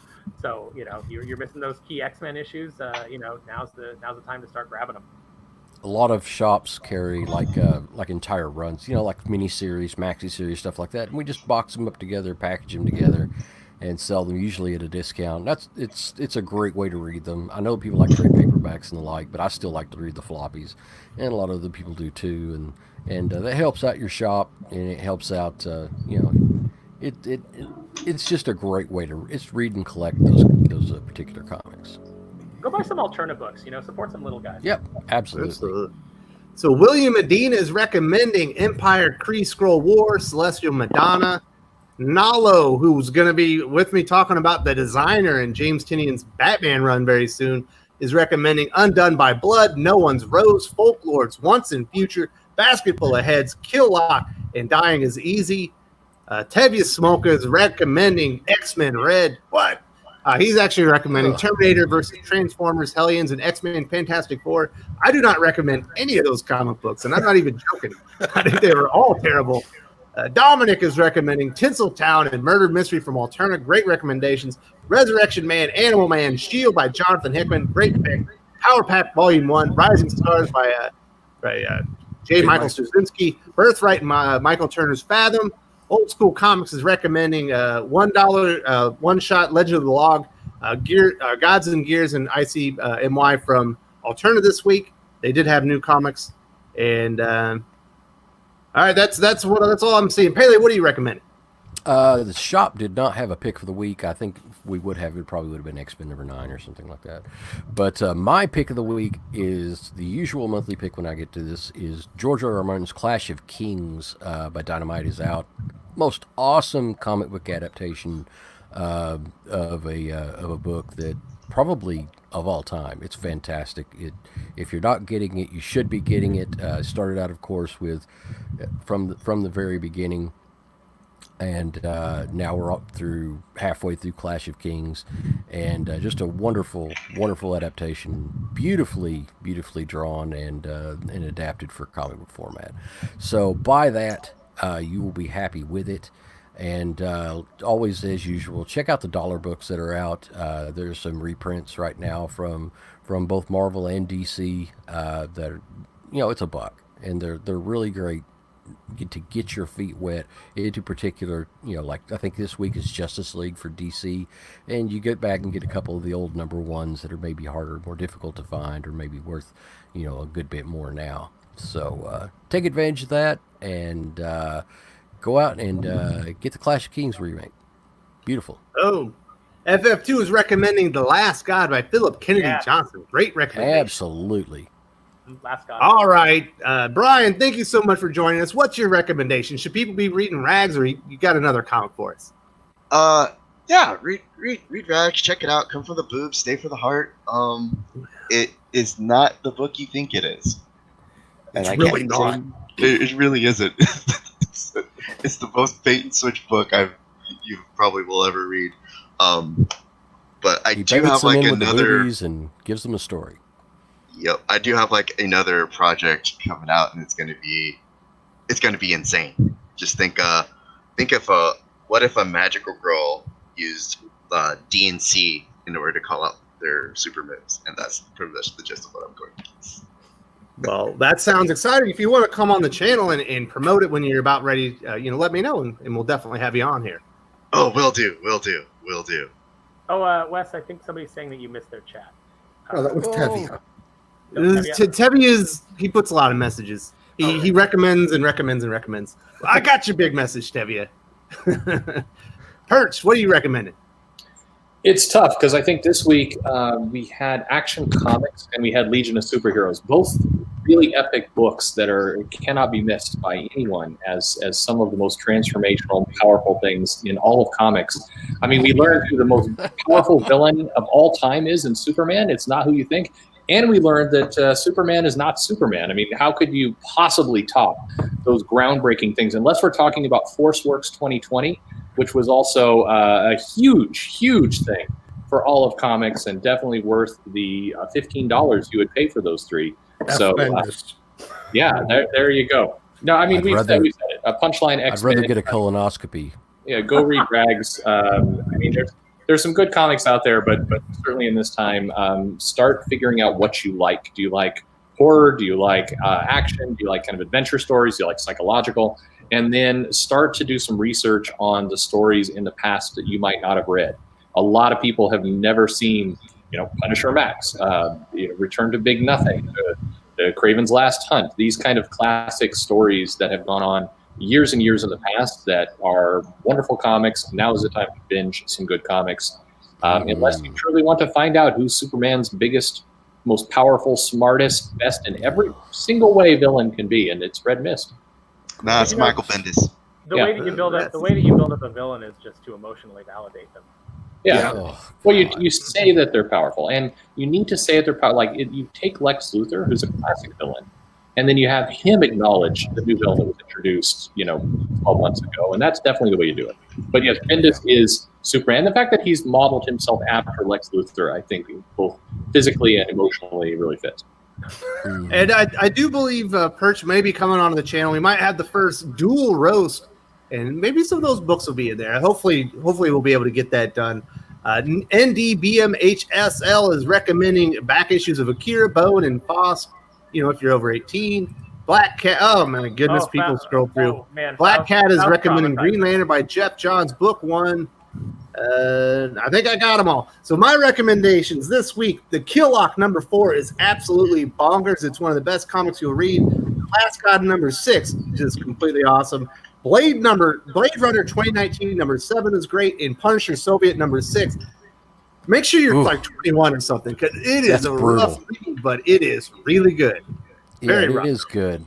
It is probably the most viscerally violent yet satisfying comic that I have ever read. It is. It's for adults only. It is brutal. Absolutely. We also got Josh wanted to recommend Batman Dark Victory, Flash 752, Detective Comics 1021, Curse the White Knight #8, and Teen Titans 40. I think that'll basically wrap us up. Thank you to everyone who supported the channel. Thank you for joining us. I know it's hard to find us right now. YouTube isn't exactly promoting streams or letting you know that they're here. So you had to go out of your way to come and find us. Thank you very much to Brian. Thank you to Aaron. Thank you for the whole panel. I think we had a really great discussion, and we'll see y'all later. Salamapo.